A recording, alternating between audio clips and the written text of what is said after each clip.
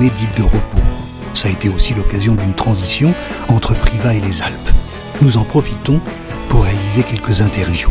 Est-ce qu'on vivrait la même chose sans camping-car, si on était à l'hôtel ou si... Non, parce que de toute façon, déjà, on se réunit tous les soirs, et donc c'est une famille après.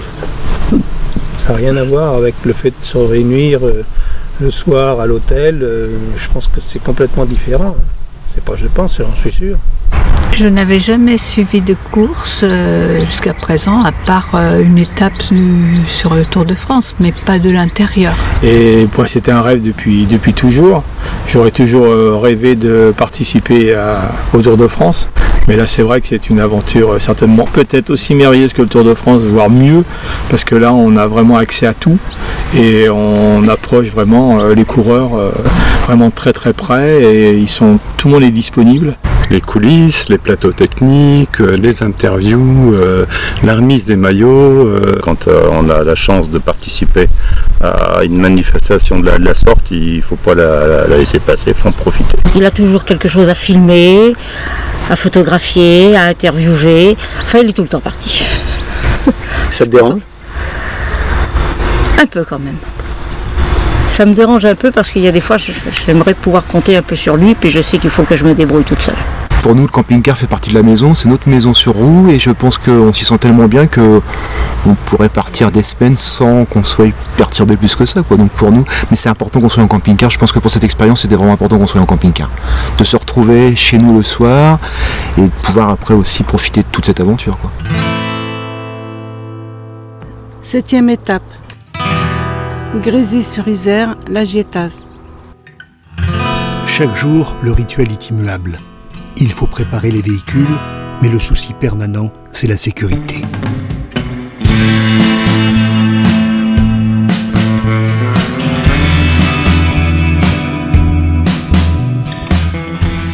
Assurer la sécurité des coureurs dans une course en mouvement à chaque carrefour, c'est la préoccupation principale des bénévoles comme des professionnels aguerris. Un premier équipage, donc l'ambulance numéro 1 qui suit tout le peloton et la voiture médicale. L'ambulance numéro 2 qui est constituée d'un second équipage avec un médecin dans le véhicule. Et l'ambulance numéro 3 qui se place devant la voiture balai.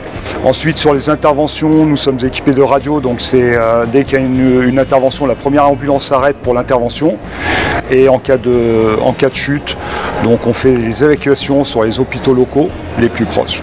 Notre mission, c'est la sécurité des coureurs. Donc, s'il manque quelqu'un au carrefour, on se positionne sur le carrefour et la garde nous remplace quand ils arrivent, quoi. Et aussi quand il manque un drapeau jaune à un carrefour, on fait cette mission aussi. Oui, on est bénévole, mais on est défrayé, quoi. Je veux dire, on a un petit peu pour payer l'essence, et on est logé, nourri sur les courses. Eric, qui a réalisé ces 2 interviews, a décidé de faire partie de la caravane. Mais pas n'importe où. Dans la voiture du maillot jaune. Alors j'étais placé bien sûr dans cette voiture, un pick-up dans la partie arrière, mais totalement dégagé. C'est-à-dire que j'étais sur une plateforme. Il faut vous dire qu'au premier ralentisseur, j'ai décollé vraiment au moins de 25 cm, tout en étant harnaché de droite à gauche et d'avant en arrière. Ça fait vraiment drôle.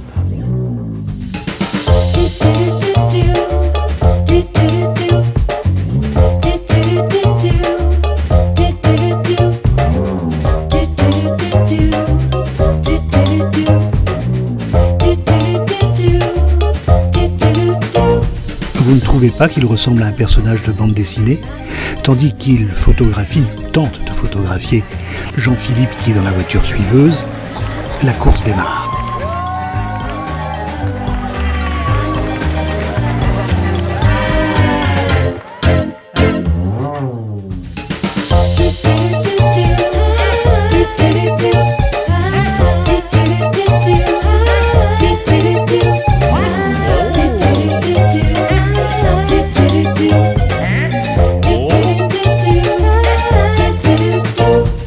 La caravane publicitaire s'était lancée avec 30 minutes d'avance sur la course cycliste. Mais il faut toujours surveiller, surtout en montagne, car les coureurs, dans les descentes, vont beaucoup plus vite.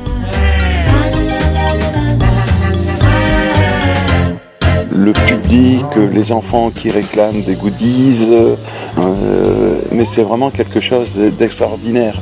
On sent la course, on sent la caravane publicitaire, on entend passer les motos à côté de nous qui rejoignent leur poste, les motards de la gendarmerie, les motards de la sécurité. C'est vraiment quelque chose de superbe.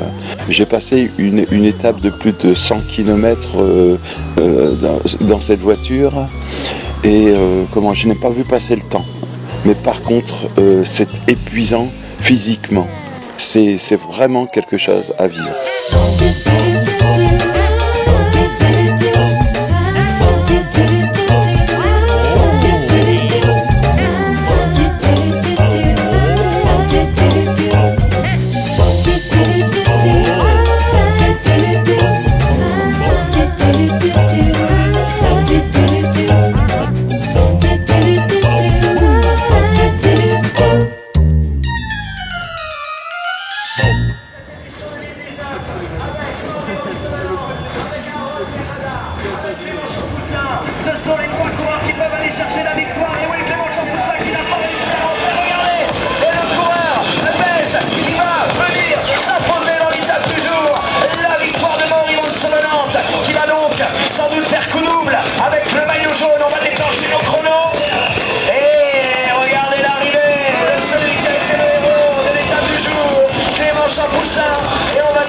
Là aussi le chrono. Écoutez les applaudissements du public de la GF pour le nouveau maillot jaune.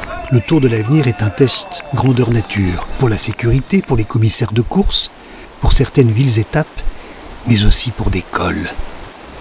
8e étape, Bride-les-Bains, Méribel, col de la Lose. Et là, on va être servi. Pour une première, c'est une première. Chacun est impatient. La route sera complètement neutralisée. La plupart d'entre nous décidons de monter en bus. Nous irons le plus haut possible, mais rien n'est garanti.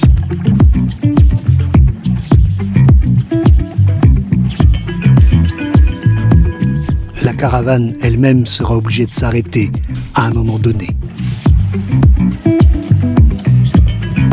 Nos caméramans qui sont dans la voiture de course devront eux aussi s'arrêter. Là, ils prendront un télésiège pour aller plus haut, le plus haut possible, tout en haut.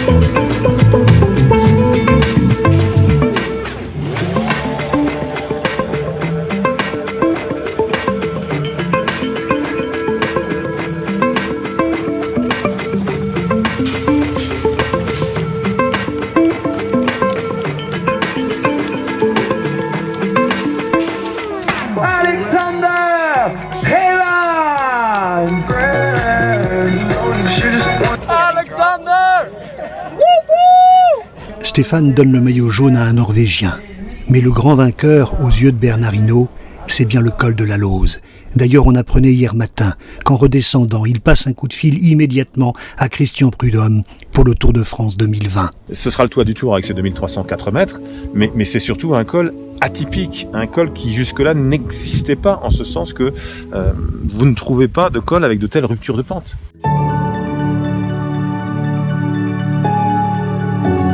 Voilà mes amis, nous avons bien assisté à une première, à la naissance d'une nouvelle légende du Tour de France, le col prototype du XXIe siècle. La propre proposer quelque chose de nouveau et d'original et qui va étonner à la fois les coureurs et beaucoup de spectateurs.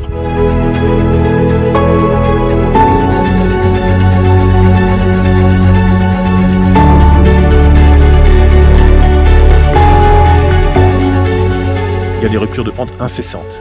C'est-à-dire que c'est pas comme la route n'a pas été faite pour les voitures. C'était un chemin qui existait, qui a juste été goudronné. Donc vous passez de 2% à 20%, il y a une succession de murs, ça tourne à droite, ça tourne à gauche. C'est absolument exceptionnel. Pour moi, c'est du jamais vu. Un col comme ça, il n'existait pas, ce col-là. Le col de la Lauze, c'est pas le plus haut de France. Le décor est absolument magnifique, mais il y a d'autres décors comme celui-là. Sa spécificité, sa force incroyable que l'on ressent dès qu'on pose le premier pied sur cette nouvelle partie, c'est de se dire qu'il est différent de tous les autres. Il est différent. Et en ce sens, aujourd'hui, il est unique.